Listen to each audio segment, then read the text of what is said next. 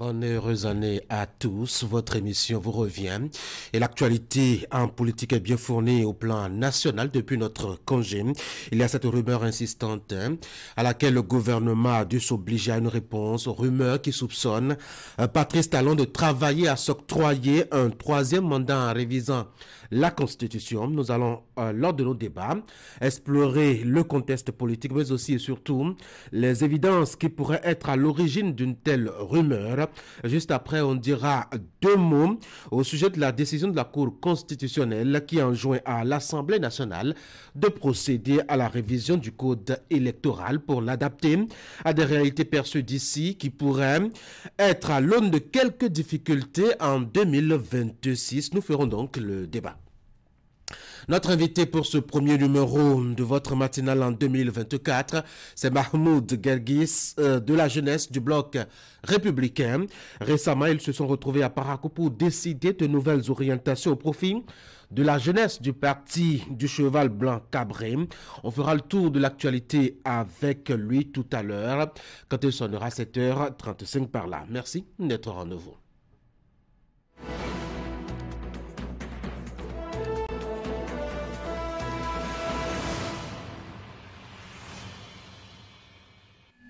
Sur Actu Matin, le premier rendez-vous, la première rubrique, c'est la une des journaux.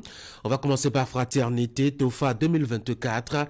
Les interprétations confirmées d'Ivaudou, révélées pour les rituels.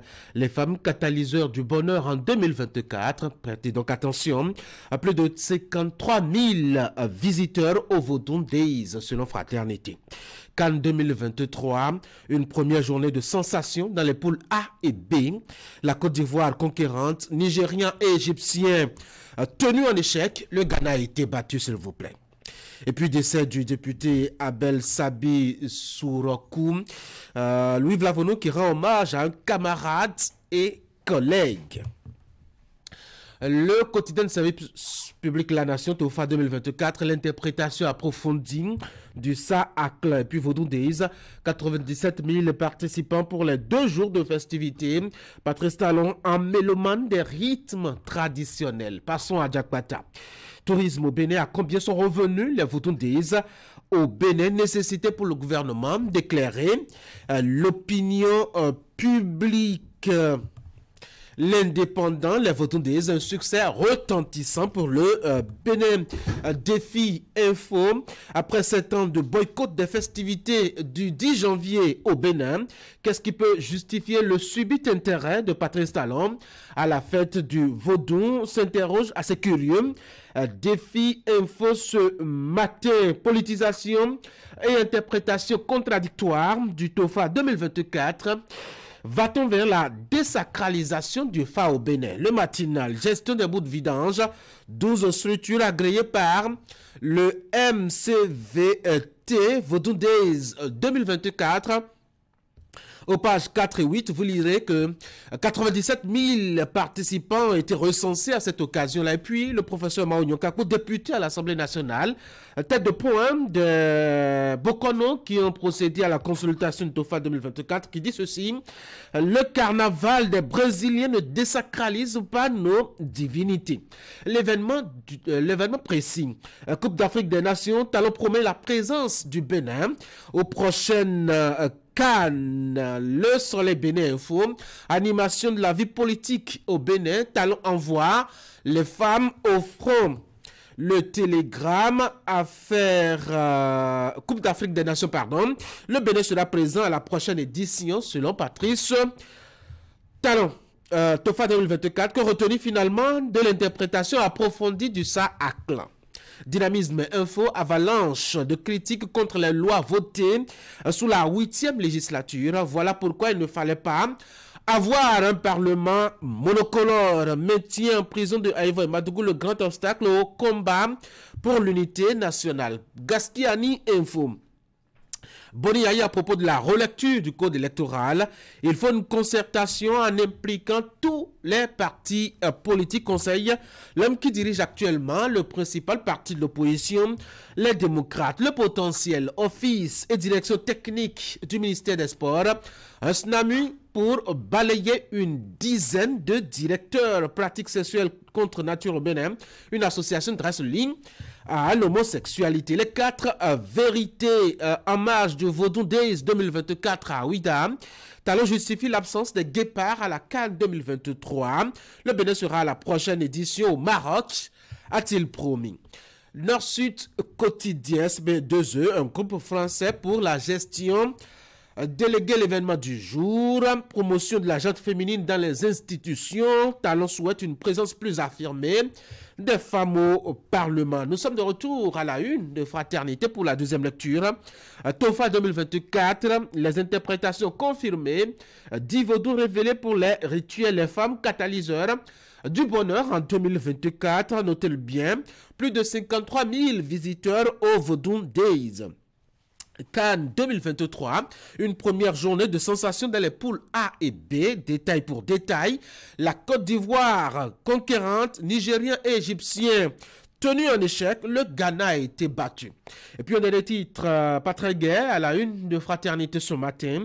C'est à propos du décès du député Abel Sabi Sourakoum.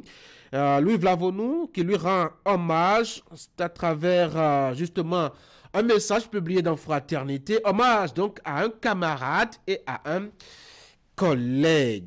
Justement, quand je parle dans des pages de Fraternité, vous avez par exemple à la 2, les interprétations qui sont confirmées au sujet du Sa-Aklan, le signe révélé pour Tofa 2024. Il est annoncé que ce sont les femmes qui seront l'élément catalyseur du bonheur des Béninois en 2024. Prenez soin donc des femmes autour de vous, vos soeurs, vos mères, vos épouses. Faites attention à leur quotidien. Vous avez quelques éléments indicatifs des interprétations confirmées, notamment pour la séance d'hier, qui a pu s'appesantir davantage sur qu'est-ce qu'il faut comprendre du Sa-Aklan. Au bas donc de la page 2, vous avez les détails. Vivez la canne avec Fraternité qui vous fait quelques récapitulatifs de tout ce qui s'est passé depuis le samedi, date d'ouverture de la compétition, jusqu'à hier soir, avec les grosses sensations que vous avez pu noter à la une. Le journal a apporté quelques détails. On reviendra pendant Actu Matin, et notamment après le bulletin d'information, sur les éléments à retenir de l'actualité des sports. Ce sera avec Ali Moumouni. Mais en attendant, achetez Fraternité. Et lisez déjà à la page 7, vous verrez que Claude Leroy a taclé des supporters, notamment de la Côte d'Ivoire. La Côte d'Ivoire avec Seko Fofana qui a ouvert le score. Le premier but de cette édition de la CAN, celui qui l'a marqué au nom de son pays, la Côte d'Ivoire. Quelles sont ses impressions? Fraternité vous propose des détails. Vous avez justement des détails aussi au sujet de cet hommage du président de l'Assemblée nationale à ce député de l'Union progressiste. Le renouveau de la 8e circonscription électorale qui est décédé récemment. Qu'est-ce qu'il dit de son collègue? Achetez donc le journal. Voilà donc ce qu'on peut retenir. Des informations de première main.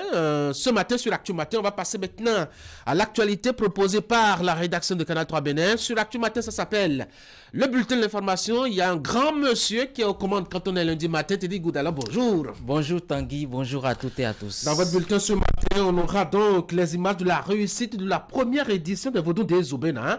Ce qui d'ailleurs continue de marquer les esprits. Peut-on ainsi considérer le festival des Vodou Days comme un moteur de développement? La question a été adressée à Conrad Baguidi, béninois de la diaspora que vous avez à l'image.